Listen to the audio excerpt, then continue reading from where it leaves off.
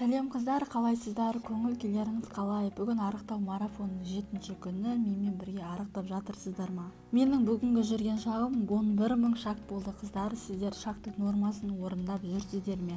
Және бүгінгі билеген зумба, міне осы зумба менің каналымнан таба аласыздар. Мен каналға сілтемесін қалдыратын боламын. Артық салмақ сізді мазаласа, онда арықтау үшін каналға тіркеліп, қоңыраушаны басып, лүпіл басуды ұмытпаңыз. Және дәл осы видеоны достарыңызға таратыңыздар, барлығы өзіңіз сияқты, мен сияқты арықтасын. Бүгінгі салмағымды өлшейік. 61-де 100 грамм, өте жақсы нәтиже. Бір апталық нәтижеге өте жақсы нәтиже. Қыздар, бастапқы аптада бізде салмақ жақсы түсе бастайды. Одан кейін салмақ түсуі бәсеңдейді. Сол кезде көңіл күйімізді түсірмейміз. Ол кезде объем кету процесі болады. Соны ұмытпаңыздар. Бүгінгі менің таңғы асым салат ретінде қызанақты пайдаланамын. Егер де сіздерде қызанақ болмаса, онда кез келген көкөністерден салат дайындауға болады. Ең бастысы өзіңіз жей алатын, жақсы көретін көкөністерден салат дайындаңыз. Кейбір адамдар бар, мысалы орамжапырақтан салат дайындайды, бірақ орамжапырақ жегісі келмейді, амалсыздан жейді. Белок ретінде менде жұмыртқа болды. Жұмыртқаны суға асып та, яғни қайнатып та жеуге болады, болмаса қуырып та жеуге болады. Таңғы асқа блені, құймақ жегілеріңіз келсе, қыздар, онда жеуге болады. Өйткені бүгінгі менің таңғы асымда блені бар, яғни құймақ бар. Негізі қыздар, құймақтың ПП рецептері бар.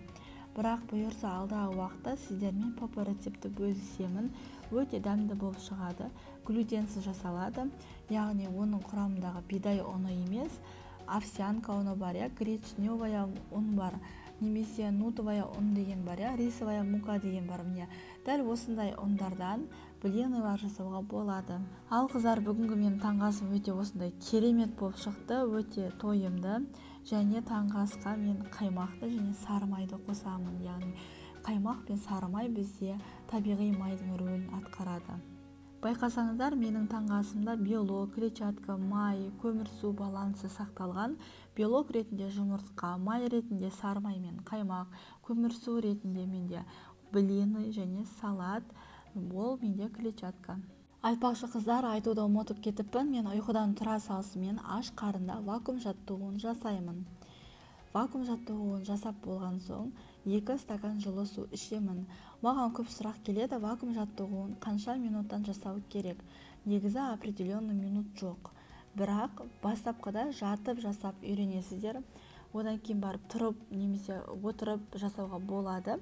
Ол енді өзіңіздің жасай алатыныңызға байланысты. Қыздар, тамақтану барысында телефон, гаджет, телевизор, біреумен әңгімелесу деген сияқты барлығын жинап тастаймыз. Неліктен? Бізде ми бір ғана қызмет атқарады. Егер де біз тамақтану барысында телефонды немесе бір жаңағыдай планшетті, я болмаса біреумен сөйлесіп отырып тамақ ішсек, не ішіп, не жегенімізді білмей қаламыз. Мына сөзді естулеріңіз бар ма? Когда я ем, глухо не ем деген.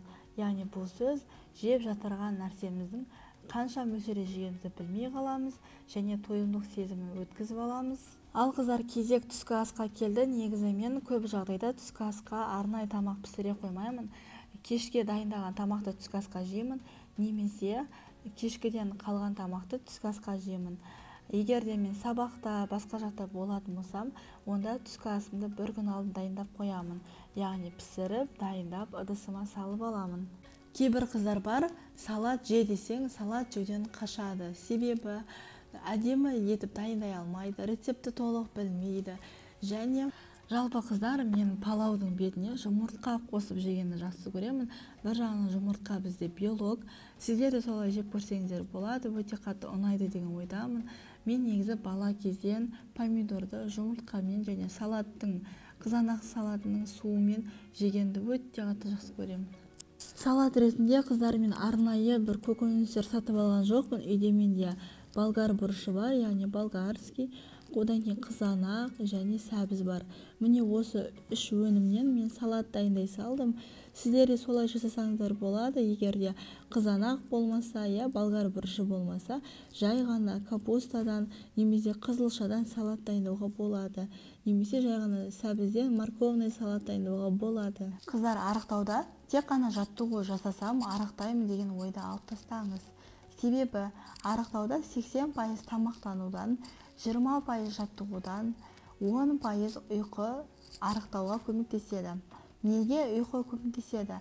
Егер де біз ерте ұйықтайтын болсақ, бізде жаңағыдай майдың кету процесі жақсы жүреді, гормондар қалыпқа келеді. Сіздер де солай жасаңыздар және бір режимге үйренесіздер. Егер де сіздер 3 апта, 4 апта бойы тамақтануды дұрыстасаңыздар, сіздерде метаболизмнің жұмысы, яғни сат алмасу процесі жақсара бастайды. Ал қыздар, сіздерге сұрақ, дәл осындай түскі асқа сіз тояр ма едіңіз? Дәл осындай түскі асты және таңғы асты сіз жақсы көретін бе едіңіз? Өзіме қатты ұнайды осылай тамақтану. Арықтауда қыздар, мынау өнім семіртеді, мынау өнім арықтатады деген жоқ. Және пайдалы, пайдасыз тамақ деп бөлінбейді. Әр тамақтың өзінің біздің ағзамызға қажетті бір құндылығы болады. Мысалы, сіз тәтті жегіңіз келді ме, демек жеу керек. Ал егер сіз өзіңізді қатты шектесеңіз, жемей қойсаңыз, онда сіздер болашақта 21 күннен кейін болсын, бір целый тортты жеп қоюға дайын тұрасыздар. Ал кезде қыздар кешкі асқа келеді. Кешкі ас негізі белок және клетчаткадан тұруы қажет. Менде белок ретінде сиыр еті ровно 100 грамм және бір қызанақ, орташа қызанақ. Дәл осы тамақты мен кешкі асқа жедім. Сіздер де солай жесеңдер болады. Белок ретінде кешкі асқа жұмыртқа, айран, сиыр еті, жылқы еті, тауық еті деген сияқты өнімдерді қосу керек. Сол кезде бізде тойымдылық сезімі түнге дейін, яғни таңға дейін болады. 3-4 сағат алдын бұрын тамақтану қажет.